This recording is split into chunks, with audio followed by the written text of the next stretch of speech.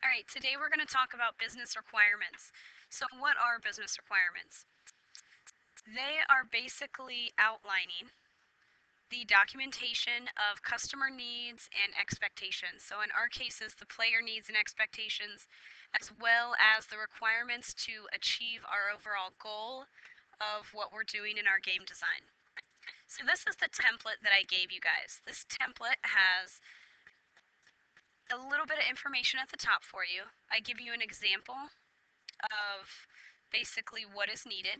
Okay, this isn't a game design example because I don't want you guys to use mine. I want you to come up with your own. And what you're going to do is delete all of this out and then put your own information in. So I tell you that we need to create a game with whatever game engine, the game should be this, and why is it needed? Okay, so going back to your original problem statement, hopefully here. You do not have to use this template. You can change up the format, the colors, delete out all my instructions, all of those things. That's absolutely fine. You should absolutely make this your own. It should not look like this when you turn it in. So make sure you delete all this out and put your information. This you can delete out or leave here. It is just a description of your priority values that you're going to be using. So 1 being critical. It is absolutely necessary to have this in this game. 5 being future, so something that isn't a requirement for now, might be out of scope, but it would be nice if we could add it eventually. The first section is functional requirements. I get a lot of questions about what this means. So functional requirements, and I put this in parentheses, which you can also delete out, are what the system shall do, or in our case, what the game shall do. So the first example that I give you guys, so it's done for you, is that this is critical to the game itself. The game will have no critical or fatal errors, so it's not going to crash on us. Rationale means why. Why is this one of our functional requirements? For this one, the rationale is that fatal errors would cause the game to be completely non-functional, right? It wouldn't be playable. And then the impacted stakeholders. So stakeholders are those who are going to be affected by this. So in this case, it's going to be the developer because they're the ones that have to make sure there are no fatal or critical errors. And the players, because obviously if there are, the players are the ones that are going to be affected.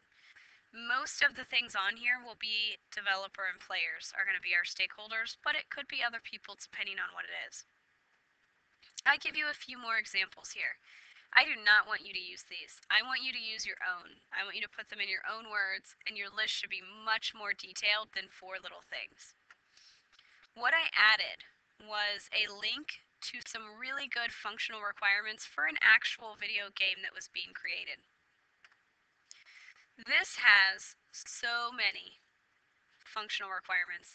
And you see how I said the system shall do. So these are the things that it's doing. They actually even word it that way on there. You don't have to, but you absolutely can. They have their priority. How important is this?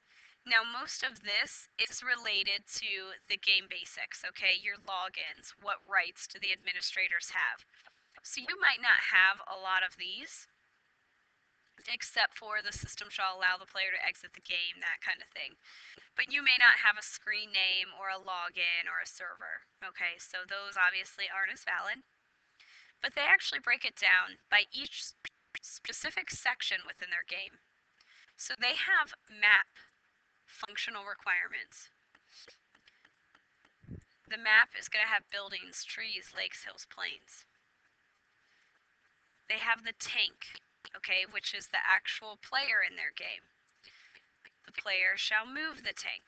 The system shall allow the player to aim horizontally, and so on. So you can see how this can get very detailed. And these are all the main players, so of course they're all priority 1, right? They're very important that the player can do these things. Otherwise, what are you doing? You're just sitting there in the world. They have modes, okay? So they have scoreboard and team modes and things like that. You may not have different modes in your game, but if you do, this is a great example to look at. And then finally, they have collision detection. Everyone should have collision detection, right? some sort of collision detection is going on in your game, no matter what style. So this is just giving them the different options of what that's doing. Yours may be as simple as collision detection with the wall, collision detection with a platform, with an enemy, whatever you have going on. So keep this in mind, okay? They also have a glossary. So if you have something in your game that's specific to your game, like this says headquarter, team modes, this is going to actually give them a description of what those mean. So if you have something that isn't a common term that you may need to tell them what it is, definitely have a glossary. Otherwise, you should be okay. But make it detailed. Like I said, this has, 60 different things on there. Yours may not have this many because we don't necessarily need the game basics, and you may not have the mode section, but you should have quite a bit for your main character. Everyone should have these types of things going on. So please use this page to your advantage. Now the second part of this is non-functional requirements, and I give you some examples here. Once again, delete this out. You don't need my information. And I give you a few examples. The game shall be compatible with, it shall be a reasonable price, it's going to be available somewhere. But I also give you this link, once again, to an extremely valuable page, okay? These are non-functional requirements. At a minimum, you should have similar to these, okay? So the minimum frame rate must be 20 frames per second. I would say for most of you, the minimum might be 30, and average frame rate, greater than 30, because most of you are probably going to set yours around 60. So that's going to depend, but that is a non-functional requirement because that's your game overall, right? What your game as a whole will be. Usability. So the maximum number of clicks for any function should not exceed 5. You may not have that type of usability. So in their case, they're talking about clicks, but usability in general is about making a product, or in this case, a game, easy to use while meeting their target market's requirements, right? Those target players. When we're talking about video games, that means making the game accessible and enjoyable. Okay, so making the game fun and making it accessible to people so they have it available somewhere, right? Response time. So in their case, the average response time between click and reaction must be less than 0.5 seconds. You can put something along those lines in. That may not necessarily apply to yours if it's not a click-based system. Required resources. The game must be able to run with a minimum of 1024 MB of RAM, less than a gig of hard space, that kind of thing, hard disk space. You probably will be able to meet a lot of these requirements, so you could put something like that down if you wanted. Platform, which is one that I have on mine, it's going to be able to run on Windows XP. I said in general on PC. You could absolutely put Windows PC. That is more specific and probably better since our systems run on Microsoft products usually. Maintainability. The code must be maintainable, so hopefully all of your code is maintainable, and you have your source code document at the end. And then this is, on a design perspective, we will use manage C++. For you guys, that's going to vary depending on what kind of game you're doing. If you're doing Unity, you might be doing C# or JavaScript. If you're doing GameMaker, it's actually called GML, which is GameMaker language. So that piece may depend a little. But this is a great site for these functional and non-functional requirements. This actually, in general, this is, based on a tank game build, and it has all this stuff on here. There's so many good examples here for you guys to use to get a better idea of some of these things.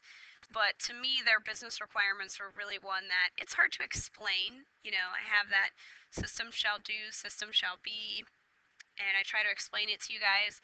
But having these examples, I think, really breaks it down good to see exactly how specific you should be getting with this. There should be more than my few examples that I give you, right? Especially with the functional requirements. Non-functional, you should have a minimum of 3. You might have more like 5 or 6, but functional should just be way more massive than what I have going on here.